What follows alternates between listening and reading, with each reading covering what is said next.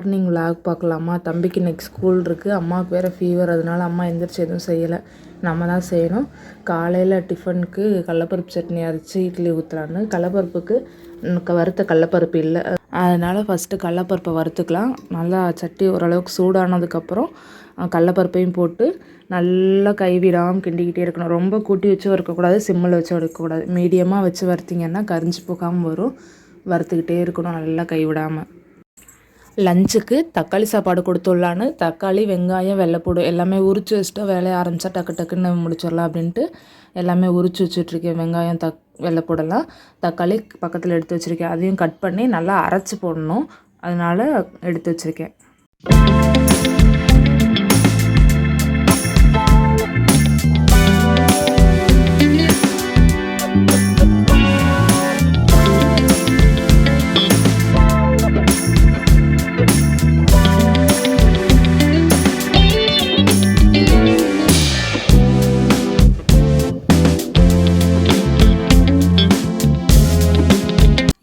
வெள்ளைப்பூடெலாம் உரிச்சாச்சு. இப்போ நல்லா கழுவி எடுத்து வச்சுட்டு வெள்ளைப்பூட்டை நல்லா தட்டி வச்சுக்கணும். ஒன்றா ரெண்டாக இடிக்கிற கல்லில் போட்டு தட்டி வச்சுக்கணும்.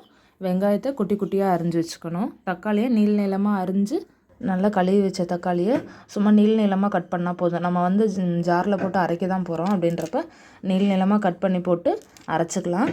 நான் அப்படியே போட்டு வணக்கலை, அரைச்சி ஊற்றி வணக்கினா தான் தக்காளி இல்லாமல் தம்பி சாப்பிட்டு வருவா. அதனால் நல்லா நீள் நீளமாக கட் பண்ணி பேஸ்டாட்டாக அரைச்சி ஊற்றி நல்லா வணக்கணும். தக்காளி கட் பண்ணுறப்ப அந்த நடுவில் இருக்க காம்பை எடுத்துடணும், அந்த காம்போடு போடக்கூடாது, அதனால் நடுவில் இருக்க அந்த காம்பை எடுத்துடணும்.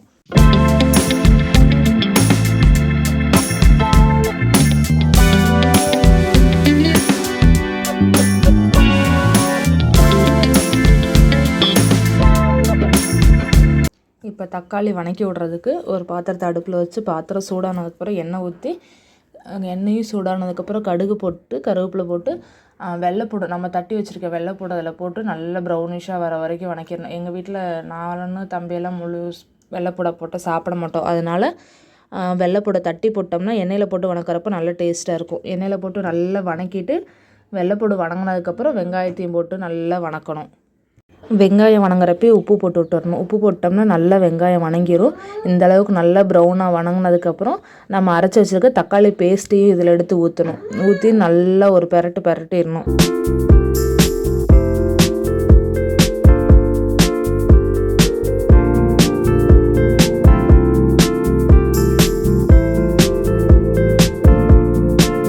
தக்காளி ஊற்றினதுக்கப்புறம் நல்லா ஒரு பெரட்டி விட்டுட்டு மூடி போட்டு வச்சிடணும். அப்படின்னா தான் தெறிக்காமல் இருக்கும்னா அடுப்பு ஃபுல்லாக தெரிச்சிரும். மூடி போட்டு வச்சிட்டிங்கன்னா உள்ளேயே நல்லா சுண்டிடும்.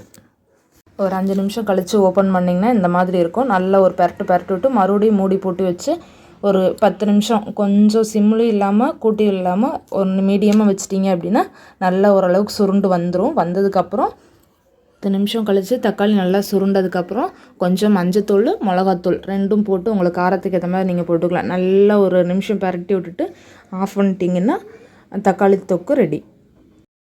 தக்காளி வணங்கிட்டுருக்கு. சைட்லேயே நம்ம அப்போ கடலப்பருப்பு சட்னி அரைக்கிறதுக்கு பார்க்கலாம். கடலப்பருப்பு சட்னி அரைக்கிறதுக்கு நான் ஒரு 3 கைப்பிடி அளவு கடலப்பருப்பு போட்டிருக்கேன். உங்களுக்கு எந்த அளவுக்கு நான் 4 பேர் சாப்பிட்றதுக்கு இந்த அளவு போட்டிருக்கேன். உங்களுக்கு ஏற்ற மாதிரி நீங்கள் போட்டுக்கோங்க. கொஞ்சம் புளி, 4 வெள்ளைப்பூடு, மிளகா, உப்பு எல்லாம் போட்டு நல்லா நைஸாக அரைச்சி எடுத்துட்டிங்க அப்படின்னா கடலப்பருப்பு சட்னி ரெடி. அவ்வளோ சிம்பிளாக இப்படி தான் கடலப்பருப்பு சட்னி அரைக்கணும். கடலப்பருப்பு சட்னி அரைக்கிறதுக்கு எதுவும் கஷ்டம்லாம் இல்லை. கடலப்பருப்பு சட்னி ரெண்டுமே ரெடி ஆயிடுச்சு. தம்பி சாப்பிட போகிறான். தக்காளி தொக்கும் ரெடி ஆயிடுச்சு. இந்த மாதிரி தான் இருக்கும். லஞ்சுக்கு தக்காளி சாப்பாடு கிண்டி கொடுத்தாச்சு. ஸ்நாக்ஸுக்கு சோன் பப்படி வச்சுருக்கு. அவ்வளோ தம்பி ஸ்கூலுக்கு கிளம்பிட்டான். இன்றைக்கி அவங்க ஸ்கூலில் ஆரஞ்சு டே செலிப்ரேஷன் பண்ணுறாங்க, அதனால் ஆரஞ்சு கலர் ட்ரெஸ்ஸு. பஸ் ஏற்றிட்டு வந்து சாப்பிட்டு நானும் ஆஃபீஸ் கிளம்ப போகிறேன். இன்றைக்கி அவங்க ஸ்கூலில் ஈவினிங் ஸ்நாக்ஸுக்கு பாசிப்பருப்பு லட்டு கொடுத்துருக்காங்க. அதை சாப்பிடாமே கொண்டு வந்துட்டான். வேலை முடிஞ்சு வந்ததுக்கப்புறமும் பார்த்தா அம்மாவுக்கு காய்ச்சல்னா சரியாகவே இல்லை. அதனால் காலையில் நான் சமைச்சிட்டு போட்டு போன பாத்திரம்லாம் அப்படி அப்படியே கிடந்துச்சு. எல்லா அடுப்பு எல்லாமே கழுவாமல், எப்போயும் அம்மா நல்லா இருந்துச்சுன்னா அம்மா கழுவி வச்சுருவாங்க. கழுவி ஸ்டாண்டில் இருந்த பாத்திரத்தை எல்லாத்தையும் எடுத்து வச்சுட்டு, இந்த ஸ்டாண்டு தான் இப்போ கொஞ்சம் நாளைக்கு முன்னாடி வாங்கினோம். ரொம்ப நாளாக வாங்கணும்னு நினச்சிட்டு இருந்தது. போன வாரத்தில் தான் வாங்கினோம். இதோட ரேட்டு 900 சம்திங் 30 ரூபாய் என்னமோ வந்துச்சுன்னு நினைக்கிறேன். வேணுன்னா நீங்கள் வாங்கிக்கோங்க, நல்லாயிருக்கும். எல்லா பாத்திரத்தையுமே இதிலே கமுத்திக்கலாம். இன்னும் ஆணி அடிக்கலை. ஆணி அடிக்கிறதுக்கு ஆள் வர சொன்னோம், ட்ரில் பண்ணுறதுக்கு அவங்க வரல. அதனால் இதிலே இப்போதைக்கு கழுவி கமித்திட்டுருக்கோம். இதில் வேறு இடையில தம்பி அழுதுகிட்டே இருந்தான். அவனுக்கு தயிர் வேணுமா, தயிர் உள்ளே ஃப்ரிட்ஜுக்குள்ளே இருக்குது, ஜில்லுன்னு இருக்குடான்னு கேட்கவே இல்லை. மறுபடியும் கொஞ்சம் அப்புறம் வந்து ஊற்றி கொடுத்து டம்ளரில் சாப்பிட்டு மறுபடியும் வந்து ஃப்ரிட்ஜுக்குள்ளே இருக்கிறது வேணும் அப்படின்ட்டு அழுதுட்டுருக்கான். எனக்கு பின்னாடி பார்த்தீங்கன்னா தெரியும், அழுதுட்டுருக்கான். இப்போ தான் அவனுக்கு சளி காய்ச்சல்லாம் சரியாச்சு. இன்னுமே சளி கொஞ்சம் இருக்குது, இருந்தாலும் தயிர் வேணும் வேணும்னு ஒரே அழுகை. போய் விளையாட்டு ஜாமான் எடுத்து விளையாடுறா அப்படின்னா என்கிட்டயே நின்றுக்கிட்டு அது வேணும் அது வேணும்ன்ட்டு போய் பாருங்கள், ஃப்ரிட்ஜை பிடிச்சி எப்படி தூங்கிட்டு இருக்கான். இப்படியே தான் எப்போ பார்த்தாலும் ஃப்ரிட்ஜை பிடிச்சி தூங்கிக்கிட்டே தான் இருப்பான்.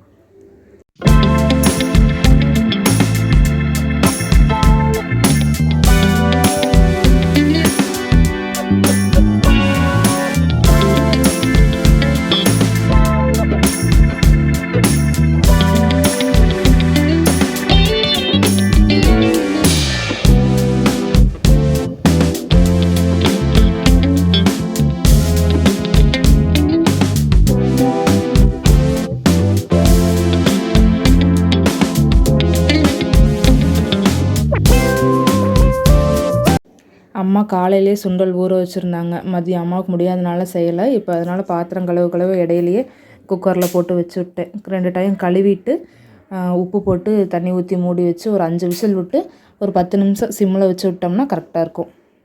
சுண்டல் அடுப்பில் வச்சு விட்டு மிச்சம் இருந்த பாத்திரத்தை எல்லாம் கழுவிட்டு இப்போ சுண்டல் குழம்பு வைக்கிறதுக்கு வெங்காயம் வெள்ளைப்பூடு எல்லாம் உரித்து நல்லா வணக்கிடணும். எண்ணெய் ஊற்றி வெங்காயம் வெள்ளைப்பூடு எல்லாத்தையும் போட்டு நல்லா வணக்கிட்டு அதுக்கப்புறம் தக்காளியும் போட்டு தக்காளி வணங்கினதுக்கப்புறம்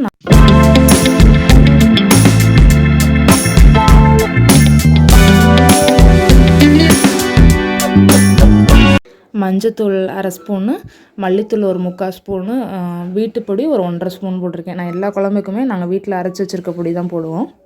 சிம்மில் வச்சு நல்லா ஒரு பெரட்டி விட்டு ஆஃப் பண்ணிடணும். நீங்கள் கூட்டி வச்சு கிண்டி விட்டிங்க அப்படின்னா பொடியெல்லாம் கரைஞ்சி போயிடும், குழம்பு டேஸ்ட்டே மாறிடும்.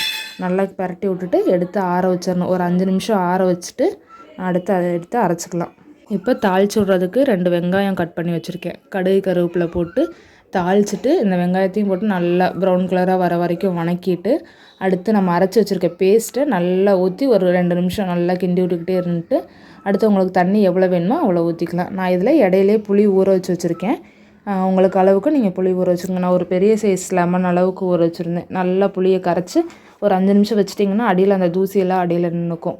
அடுத்து புளியை ஊற்றி விட்டுட்டு நல்லா கொதிக்க விட்டு அடுத்து சுண்டல் வேக வச்சுருக்க சுண்டலோட அந்த தண்ணியோடு நான் ஊற்றுவேன். 2 டைம் நான் கழுவி ஊற வச்சுருந்தனால மறுபடியும் வேக வைக்கிறப்பையும் கழுவிடுவேன். அதனால இந்த தண்ணியோடு ஊற்றி விட்டிங்க அப்படின்னா நல்லாயிருக்கும்.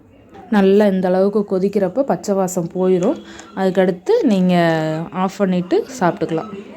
சமையல் வேலையெல்லாம் முடிஞ்சதுக்கப்புறம் எல்லாத்தையும் எடுத்து குழம்பு எடுத்து இங்கிட்டு வச்சுட்டு அடுப்பு ஸ்டாண்டெலாம் எடுத்து கழுவுறதுல போட்டு மறுபடியும் அடுப்பு திட்டு எல்லாத்தையுமே ஃபுல்லாக கழுவி விட்டுட்டு இந்த கழுவி வச்சுருந்த பாத்திரத்தில் ஒரு கூடை எடுத்து கீழே வச்சுட்டு இவ்வளோ பாத்திரம் இருந்துச்சு எல்லாமே கழுவி வச்சுட்டு இப்போ அடுப்பு திட்டெல்லாம் கழுவுப்பார். சைடில் செவுத்துலேயும் கொஞ்சம் காலையில் தக்காளி வணக்கியிருந்தப்போ தெரிச்சிருந்துச்சு, அதனால் எல்லாமே கழுவி வச்சுட்டு அவனை தம்பி இடையில பார்த்தீங்கன்னா தெரியும் வந்து கழுவுறதுக்கு எடுத்து வச்சுருந்த தண்ணியை நான் குடிக்கவா அப்படின்ட்டு எடுத்து குடிக்க போகிறான். அப்புறம் விளக்கிட்டதுக்கப்புறம் அந்த நுரையை எடுத்து விளையாண்டுட்ருக்கான். அவனை தம்பி இடையில பார்த்தீங்கன்னா தெரியும் வந்து கழுவுறதுக்கு எடுத்து வச்சுருந்த தண்ணியை நான் குடிக்கவா அப்படின்ட்டு எடுத்து குடிக்க போகிறான். அப்புறம் விளக்கிட்டதுக்கப்புறம் அந்த நுரையை எடுத்து விளையாண்டுட்ருக்கான். இப்படி தான் நாங்கள் ஏதாவது பண்ணுனா எங்கள் ஊடலை வந்து எதையாவது ஒன்று பண்ணிக்கிட்டே தான் இருப்போம்.